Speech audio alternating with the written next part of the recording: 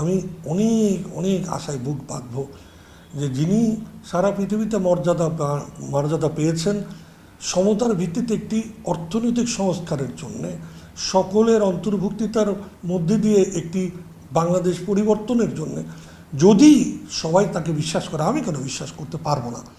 উনি সফল হবেন কিনা বা ওনারা সফল হবেন কিনা ডিপেন্ড করবে আমরা সবাই মিলে সফল হব কিনা। আমরা যারা অন্তর্বর্তীকালীন সরকারের ওই পরিষদে গেলাম না বা যাওয়ার অবস্থানে নাই, আমাদের কিন্তু দায়িত্ব তাদের চেয়ে অনেক বেশি। তারা তো সমন্বয় করবেন, কিন্তু আমি কি রাষ্ট্রের এই সংস্কারে পরিবেশগত বিষয়গুলো নিয়ে সংস্কার কি করতে হবে সেটা নিয়ে প্রস্তুত কিনা।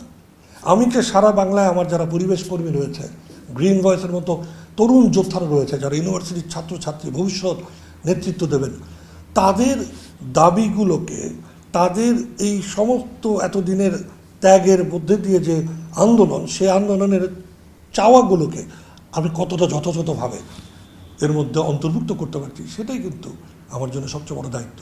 তার মানে এই সময়টা আমাদের সামনের দিনগুলোর প্রত্যয়ী ভূমিকা কতটা করতে পারবো তারও ভিত্তি করবে সফলতা। আমার প্রত্যাশার কোনো কমতি নেই, এই জন্য বলছি আমি এখনও চেহারা দেখে, বইয়ের মলাট দেখে এই বইয়ের মূল্যায়ন করতে রাজি না। মাত্রই তো দায়িত্ব নিল, এর মধ্যে অনেকেই যারা আমাদের পাশে দাঁড়িয়ে পরিবেশ আন্দোলন করেছে তারা রয়েছে, রেজনা আপা রয়েছেন, আসিফ নজরুল রয়েছেন, ফরিদা আপা রয়েছেন, শারমিন মুর্শেদ রয়েছেন, এরা সবাই পরিবেশ আন্দোলনের নিবেদিত কর্মী, বছরকে বছর আত্মনিয়োগ করেছেন। আজকে তারা যখন দায়িত্ব নিয়েছে আমার হতাশ হওয়ার জায়গাই নাই, বরং আমি অনেক অনেক আশায় বুক বাঁধব যে যিনি সারা পৃথিবীতে মর্যাদা পেয়েছেন সমতার ভিত্তিতে একটি অর্থনৈতিক সংস্কারের জন্যে, সকলের অন্তর্ভুক্তিতার মধ্যে দিয়ে একটি বাংলাদেশ পরিবর্তনের জন্য, যদি সবাই তাকে বিশ্বাস করে, আমি কেন বিশ্বাস করতে পারবো না।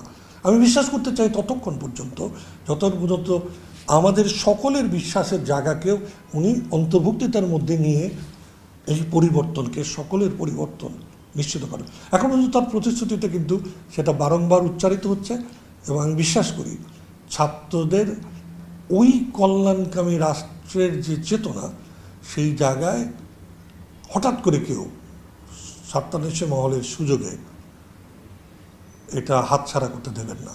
তার মানে দায়িত্ব বা প্রত্যাশা শুধু তাদের কাছে না, আমি আমার কাছে করছি, আমার সংগঠনের কাছে করছি, আমার যুব যে সংগঠন রয়েছে তাদের প্রত্যেকের কাছে করছি। আমি তাদেরকে অলরেডি মিটিং করে বলেছি, আপনারা আপনাদের প্রত্যেক অঞ্চলে পাহারা দেন, কারা ধ্বংস সাধন করতে চায়, কারা এই আন্দোলনের ধারণাকে অন্য ধারণায় নিতে চায়, আপনারা প্রতিহত করেন। মনে রাখবেন, একটি আন্দোলন, একটি বিপ্লব করা যত সহজ, তার লক্ষ্য অর্জন পর্যন্ত ধরে রাখা সবচেয়ে কঠিন।